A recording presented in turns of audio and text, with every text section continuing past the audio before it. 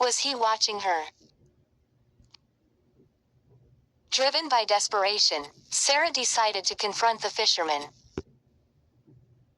The town of Blackwood Falls was the kind of place where secrets grew as thick as the moss on the ancient trees. Everyone knew everyone, and yet, nobody truly knew anyone. Especially not after what happened last fall. Sarah, a young woman with eyes as green as the murky lake, had returned to Blackwood Falls after years away. She'd left seeking adventure, but adventure had led her back, tail between her legs, to the suffocating familiarity of her hometown. Now, she worked at the local diner, serving coffee and lukewarm apple pie to the same faces she'd seen her whole life.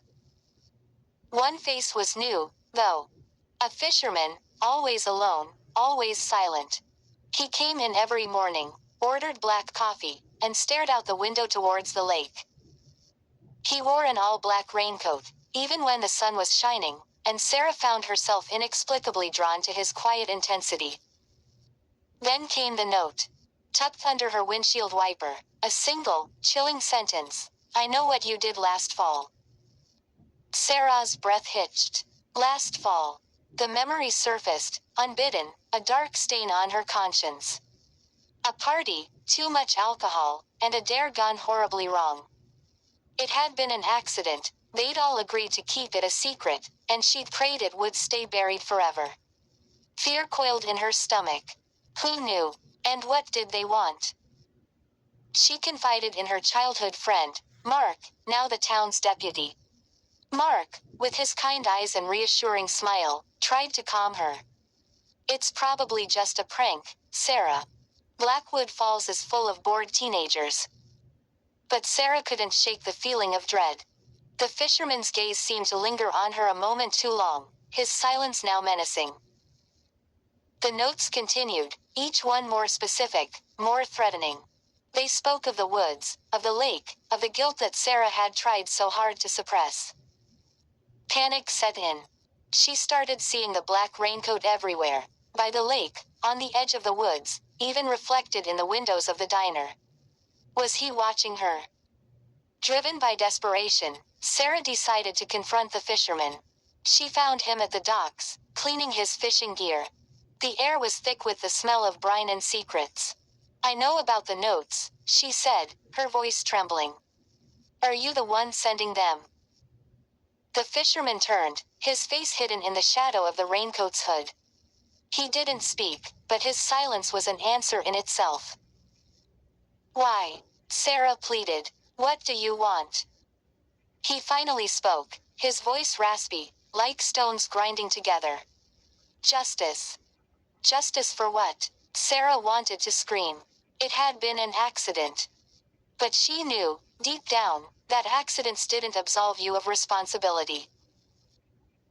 The fisherman began to recount the events of that night, his words painting a vivid picture of the tragedy that Sarah had tried to bury. He knew everything, the who, the what, the where. He knew the truth. As he spoke, another figure emerged from the shadows, Mark, the deputy. He held a gun, pointed not at the fisherman, but at Sarah. "I'm sorry, Sarah," Mark said, his voice devoid of its usual warmth. "I tried to protect you, but he knows too much." Sarah stared at Mark, betrayal cutting deeper than any knife. He had been her confidant, her protector. But now, she saw the truth in his eyes. He was the one who had orchestrated the cover-up, and he was willing to do anything to keep it buried. The fisherman lunged at Mark, knocking the gun from his hand. A struggle ensued, a desperate fight for survival on the edge of the dark lake. Sarah watched in horror as they grappled, their bodies silhouetted against the moonlit water. Then, a splash. Mark surfaced, gasping for air, but the fisherman was gone. Mark turned to Sarah, his face a mask of desperation. "He's gone. We can still fix this." But Sarah had reached her breaking point. The guilt, the fear, the betrayal, it was all too much. She couldn't live with the lies anymore. "It's over, Mark," she said, her voice surprisingly calm. "I'm going to tell the truth." Mark's eyes widened in disbelief, then hardened with resolve. He lunged at Sarah, intent on silencing her for good. But Sarah was ready. She grabbed a nearby fishing knife, her hands shaking but her resolve firm. She had spent too long running from the past. It was time to face it, no matter the cost. In the end, the truth came out. The secrets of Blackwood Falls were finally exposed, shattering the town's facade of tranquility. Sarah paid the price for her actions, but she finally found peace in facing the consequences. And the fisherman in the black raincoat. He was never seen again, disappearing into the shadows, leaving behind a town forever haunted by the ghosts of last fall. Some say he was a figment of Sarah's imagination, a manifestation of her guilt. Others whisper that he was the embodiment of justice, a silent avenger who brought the truth to light and then vanished into the darkness from whence he came. But one thing was for sure, Blackwood Falls would never be the same.